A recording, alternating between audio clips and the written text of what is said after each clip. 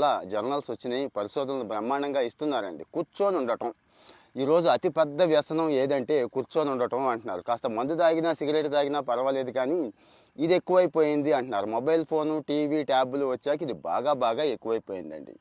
రోజుకి 7, 8, 9, 10 గంటలు కూడా కూర్చొని ఉండేవాళ్ళు ఉన్నారండి. మీరు ఉన్నారా లేదా ఈ క్లబ్లో అనేది ఒకసారి చెక్ చేసుకోండి. మీకు 60% ఛాన్సెస్ ఎక్కువ ఉన్నాయి గుండెపోటు రావడానికి. ఏం చేయాలి అంటారా? ఏం లేదండి, లైఫ్ స్టైల్లో కాస్త యాక్టివ్నెస్ పెంచుకోవడమే. బాగుంది కదని చెప్పి అదే పనిగా కూర్చోకుండా గంటకొకసారి, అరగంటకొకసారి లెగిసి కాస్త అటు ఇటు 5-10 నిమిషాలు తిరగమంటున్నారు. అంతకుమించి ఏమీ లేదు.